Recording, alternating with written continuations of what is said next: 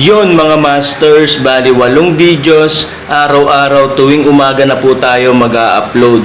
Maraming salamat sa mga solid kong masters dyan na patuloy pa rin na sumusuporta sa aking mga ina-upload na kwento o videos. At sa mga hindi nag-skip, maraming salamat po sa inyong lahat. At mag-iingat po kayo palagi and God bless. Magandang gabi mga masters, bali ngayon po ay 8 videos po ma-upload ko po sa aking YouTube channel. Tama nga mga masters, 8 videos nga po ma-upload ko. Yon, what's up mga masters? Nandito na naman tayo sa panibagong araw, panibagong kabanata na naman ang pagsasama-samahan natin ngayon guys.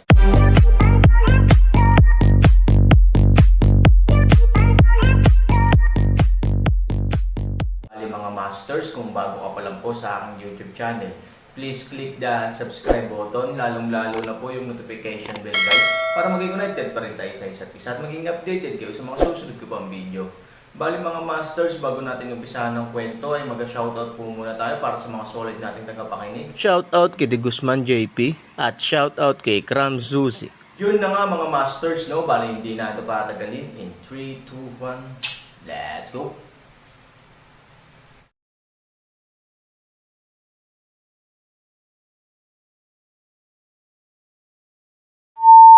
Sa sandaling tumunog ang gamot na God Pavilion, sumusunod ang walang kamatayang lugar sa dagat. Bagamat hindi alam ng dalawang tanga ng pamilya Au kung ano ang nangyayari, nagmamadali pa rin sila sa pagkagulo, na sumusunod sa diwan ng matandang tiyuhin na wala silang dahilan para wala. Paano kung kunin ni Mr. Wang ang lahat ng murang bagay? Sumugod ang dalawang magkaalyadong puwersa. Kahit na umupo si Luro Okshan sa Daoyute, siya ay magugulat. Bagamat mabangis ang Magic Dragon, makatitiyak si Luro Akshuan na ang Magic Dragon ay sinayang nila noon. Nag-aalala rin siya na kung may makukuhang mura ang Yaoshen Pavilion at yung Shengxi area, pagkatapos itong timbangin ng paulit-ulit, susunod ang pinuno. Lumipat ang 3 pamilya, at sumunod ang mga nagkalat na kampo sa magkabilang panig. Ito ang pinakamahusay na paraan upang ipaliwanag kung ano ang ibig sabihin ng paghila ng buhok at paggalaw ng buong katawan. Ang front troops, si Luruaksen ay sumusunod sa Aaron. Alam niya na kapag ang Aaron ay unang sumugod, ang iba ay susunod sa kanya. Ang dahilan ay napakasimple at maaaring buod sa isang salita. Si Leon. Ang kalikasan ng tao ay sakam. Ito ay isang bagay lamang ng higit at hindi gaanong kasakiman. Ang mas kaunting kasakiman ay nangangahulugan ng pagpigil, habang ang higit na kasakiman ay nangangahulugan ng galit. Sa galit, natural mong ilalantad ang madilim na bahagi ng iyong puso. Ang mga tanikala ng Diyos sa likod ng Magic Dragon ay nagpapakapit dito ng maraming tao. Maari man o hindi, sila ang manggaguna. Dahil sa galit, maraming tao ang ayaw makitang makuha ng iba kahit hindi nila makuha. Pagdating mo sa Kunlongshan, gawin mo ang sinasabi ko. I'll keep you safe. Otherwise, ikaw ang may pananagutan kung patay ka o buhay. Sa sandaling bumaba ang boses ni Aaron, bigla siyang bumilis sa kanyang paanan at kinuha ang nangunguna sa paglipad sa bundok ng Kunlong.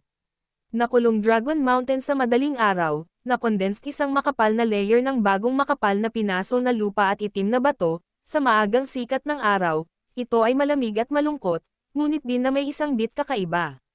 Lumipad si Han Sanchen sa harap ng bundok ng Kunlong, at sumunod si Luruaksen. Tumango ang dalawa sa isa't isa at nagkalat. Moonwheel ng Skyfire. Dagandong. Tuloy ang buhay magpakailanman. Phew. Pula at lila, berde at puti. Ang Aaron sa kaliwa ay may pilak na buhok at gintong katawan, at si Luruaksen sa kanan ay parang isang engkanto. Nasira. Ang gulong ng buwan ng apoy sa kalangitan ay nagkatawang tao ng apoy na dragon at electric beast. Ang mga karaniwang tao ay nagyakap sa isa't isa puti at berde magpakailanman, tulad ng isang higanteng bola, at inaatake ang nakulong na bundok ng dragon. Bang! Isang marahas na pagsabog ang sumunod. Nanginginig ang langit. Nakita ng lahat ng mga taong sumugod sa direksyon ng bundok ng Kunlong na sa di kalayuan. Ang bundok ng Kunlong ay biglang bumulwak ng 4 na kulay na ulap ng kabute at dumiretso sa kalangitan, na sinundan ng isang marahas na pagyanig sa lupa. Hindi maiwasan ng lahat na sundan ang pagyanig. What a blast, sumimangot si Abbas Xianling, at sobrang kinakabahan. Kakaiba rin ang mukha ni Wang Janzi, nakatingin sa pagsabog sa di kalayuan. Nakakamanghalang ang lakas ng hininga nito at ang bangis ng alon nito. Sino ang pinuno? Sumimangot at sumimangot si Wang Wanji. Kung titingnan mula sa natitirang lakas ng pag-atake at pagsabog, ang kanyang kultibasyon ay hindi kailanman magiging mas mababa kaysa sa kanya. Ang Aaron ay kasing husay ng kanyang sarili. Ngayon, mayroon bang isa pang mas mahusay kaysa sa kanyang sarili? Damn it, ibang tao. Ang mga tunay na Diyos ay tunay na mga Diyos sa loob ng mahabang panahon, ilang sandali pa, napakunot ang noo niya. Hayaan ang lahat na bilisan ang lakad, hindi dapat mawala ang pagkakataon. Oo, sa sandaling ang mga salita ay bumagsak, ang mga tao at mga kabayo sa tuktok ng asol na bundok, at ang walang kamatayang si Area at ang Yaoshen Pavilion ay halos sabay ding bumilis sa kanilang paglalakbay. Ang lupain sa paanan ng bundok ng Kunlong, isang malawak na itim na lugar, tulad ng isang itim na alon, ay sumalakay sa bundok ng Kunlong. Sa lola niya, ang binatang iyon, hindi ba Aaron? Ang pagsabog kanina lang, masyado bang mabangis? Ang pag-atake ng mahigit 100,000 sa atin kahapon ay walang iba kundi iyon. Among a large number of scattered mga tao sa likuran, sabi ng nagreklamo tungkol kay Hansan Yizi. Tumango rin ang isa pang lalaki, sabi mo, kung sa atin, tayo. Nagkatinginan ang dalawang tao, tinatayang dalawang tao ang direktang kunan ng larawan bilang slag. Sa oras na ito, ang nakulong na bundok ng dragon. Sa pagsabog, ang buong bundok ay yumanig, nasusunog na lupa at mga bato ay mabilis na nalaglag, na nagpapakita ng nagniningas na pulang siwang sa loob. Umuungol. Sa loob ng siwang, mabangis na binuksan ng natutulog na Purple Armor Fire Dragon ang malalaking mata ng palanggana ng dugo at umungal ng mahabang panahon, na nakakatakot sa kalangitan. Mga hanggal na tao, gusto mo bang mamatay? Oo. Sa dagandong ng galit, ang katawan ng Magic Dragon ay nagulat, at isang alon ng kulay ube ang dumating. Moonwheel of Skyfire. Eternal Life. Aaron at si Luruaksen ay hindi binabaliwala sa parehong oras, sila ay umiinom ng galit, at ang apat na sinag ng liwanag ay maaaring direktang umabot sa lilang kalangitan. Boom! At ang tumaob na mga alon ay daan-daang milya ang layo. Nakulong sa 10 milyang radius ng Longshan, pansamantala, ang usok ay napuno ng alikabok at usok sa lahat ng dako, halos sa pagtingin sa mga taong nahihirapan sa alikabok at usok sa likod niya, si Aaron ay tumango ng may kasiyahan. Ang mga ibon ay namamatay para sa pagkain at ang mga tao ay namamatay para sa pera. Gaano man kabigat ang alikabok at unos, hindi nila mapipigilan ang kanilang kasakiman at udyok para sa mga tanikala ng Diyos. Umalis sa sandaling bumagsak ang boses ni Aaron, gumalaw ang 8 akseyadong aklat sa kanyang kamay. Ang sumunod na segundo, kasama si Luruaksen at ang 1,000 katao, nawala si Aaron at iba pa sa parehong lugar. Sa alikabok, usok, at dagandong ng Magic Dragon, mahigit 100,000 tao at mga kabayo ang sumugod sa paligid ng nakulong na Dragon Mountain sa ganap na kaguluhan, na naglunsad ng isang nakatutuwang pag-atake sa Magic Dragon. Lumiliko ang larawan. Nang imulat ni Luruaksen ang kanyang mga mata, napunta siya sa isang bago at kakaibang mundo. Lunti ang kabundukan at lunti ang kabundukan, mga ibon na umaawit at mga bulaklak na mabango, hindi mabilang na mga espiritong hayop ang tinatamasa ang sikat ng araw sa damuhan, at ang kanilang komportableng tindig ay nagpapangiti sa kanilang mga mukha. Nasaan ito? Sumimangot si Luruaksen, may halos 1 linggo ka para pagalingin ang iyong katawan. Ikaw naman, magpahinga kung gusto mo. Sa tingin ko, mas mabuti na ang pananatili dito ng 7 araw kaysa sa pagsasanay sa buong buhay mo sa mundo. Tsaka hindi ka makagalaw, anumang bagay dito, patay o buhay, nang walang pahintulot ko. Iniwan ang pangungusap na ito, si Aaron ang namuna sa paglalakad papasok sa bahay na kawayan, na iniwang si Luruaksen at libu-libong mga disipulo ng Changsheng ay nakatitig sa isa't isa aura dito. Libu-libong mga disipulo, na hindi pa nakakita ng ganoong lugar, umupo sa damuhan at nagsimulang magnilay-nilay para sa mga taong mababa ang antas na tulad nila, ang kanilang mga kasanayan sa pagsasanay ay karaniwang-karaniwan, at ang mga mapagkukunang nakukuha nila ay karaniwan din sa katunayan. Ang pag-asa ng buhay ay hindi masyadong malaki ang biglaang pagdating sa isang mayaman na lugar ay katumbas ng pagpapalam sa mga taong mahirap sa kalahati ng kanilang buhay sa isang lugar na puno ng ginto. Kailan mo ito hihintayin? Sa ilang sandali, Hindi niya maiwasang malungkot. Sa oras na ito, tunog ng mga yabag sa labas ng bahay. Dito ka nakatira. Dahan-daang pumasok si Luruaksen at mahinang nagtanong. Hindi nagsalita si Han Sanchen. Lahat ng nasa kwarto ay tungkol kina Ivory at Han Nayan.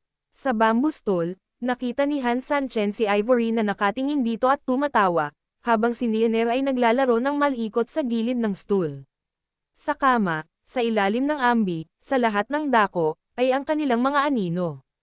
Kahit kasing lakas ng Aaron, hindi niya napigil ang umiyak sa mga oras na ito. Nakikita ang mga bagay at iniisip ang mga tao, sino ang makakatakas.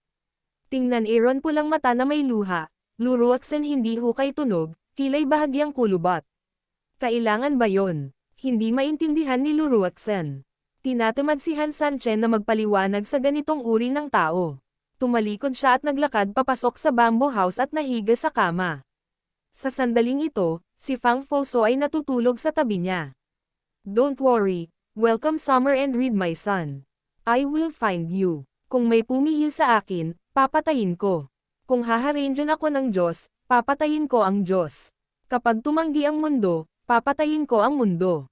Kagat ng ngipin, mahigpit na ipinikit ni Aaron ang kanyang mga mata. Bahagyang kumunot ang noo ni Luruaksen. Nagulat siya nang makita ang mga ordinaryong kasangkapan at kasangkapan sa bahay na kawayan. Hindi niya talaga maintindihan kung ano ang pakiramdam ng ma-attach sa isang murang araw.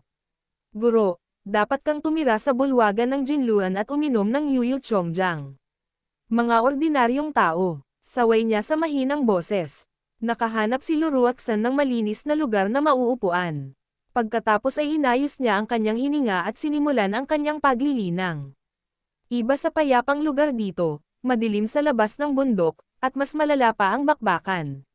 Nang sumugod si Fumang at ang iba pa sa bundok, ang sitwasyon ng labanan ay lubhang mabangis. Ang Erens at Luruaksen's world-shaking attack ay nagbigay sa kampo ng tao ng malaking pag-asa at tapang. Pinaamin nila ang tatlong pamilya na mayroon silang mga eksperto na tutulong. Ang kailangan lang nilang gawin ay magsikap na magkasama, at ang Magic Dragon ay nagalit na. Ang dalawang panig ay nagpumiglas sa isa't isa, at walang sino man ang makakaalis sa labanan ng unilaterally para sa isang sandali. Si Fumang at iba pa ay nahuli ng husto dahil sa kanilang mga pinsala at pag-iwas sa lahat ng paraan. Sa di kalayuan, mayroong Fuya Coalition Forces. Paano mo mapapalampas ang magandang bagay ng pamamahagi ng mga tanikala ng Diyos? Gayunpaman, mukhang maraming natutunan ang matandang ito. Kusa siyang dumating ng huli. Ang layunin niya ay iligtas ang sarili niyang tropa kung sakaling swertehin. Commander Fu, dumating na ang Allied Forces ng Fu. Sa oras na ito, ang wika ng tula ay dumating at mamulong. Shio, manatili dito at manood. Dadalhin ko ang mga tao sa lambak upang tingnan. Utos ni Fumang, dinala si Fuli at ang iba pa upang lumiko at maglakad papunta sa lambak, sinusubukang hanapin si Ivory at iba pa. Ilang hakbang pa lang ay biglang sumimangot si Fumang, pagkatapos, tumingin siya sa langit ng kakaiba. Anong problema? Napahawak sa noo, may kaunting pawis na tumutulo, at ang buong tao ay nakaramdam ng matinding panggigipit. Tila papalapit siya sa malayo. Pagtingin sa langit, tila may mga itim na ulap na umaalingaw-ngaw sa silangan na kalangitan at pulang ulap na tumatakip sa kanlurang kalangitan. Hindi ito ang tunay na Diyos, di ba? Bahagyang kumunot ang noo ni Fumang.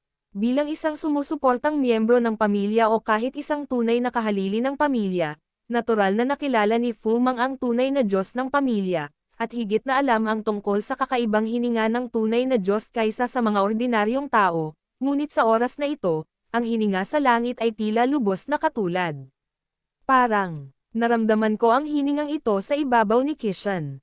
Namutla si Bai Xiaosheng. Damit Fumang nabasag ng kamao sa puno sa tabi niya, at dumating ang tunay na Diyos.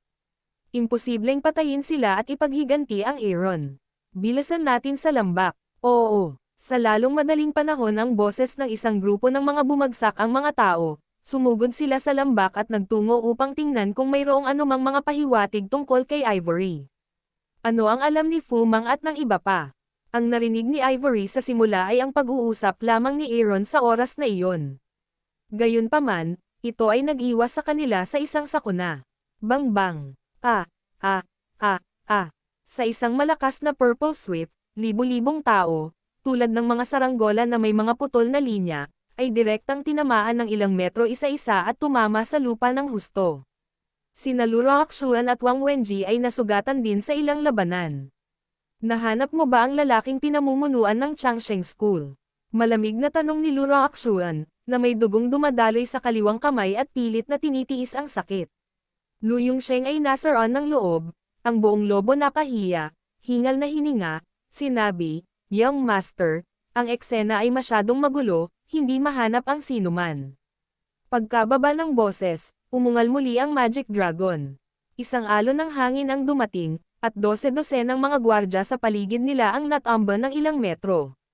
Damn it! Lu Roakshuan ay labis na nanlumo. Siya ay lumaban ng maraming beses, ngunit hindi siya natalo ng ganito kalubha. Young Master, ano ang dapat nating gawin ngayon? Nakaranas tayo ng matinding pagkatalo. Kung patuloy tayong umaatake, natatakot ako, payo ni Lu Yongsheng. Halos lahat ng mga disipulo sa tuktok ng Blue Mountain ay nasugatan sa iba't ibang antas sa ilalim ng pag-atake ng Magic Dragon. Kung patuloy silang lalaban, mas matindi ang pagkatalo, o hindi na matatapos. Ngunit sa oras na ito, dalawang napakalakas na presyon, umaatake din mula sa langit. Yun na nga mga masters, no? Bali panibagong kabanata na naman yung natapos natin ngayong gabi. Muli, maraming salamat po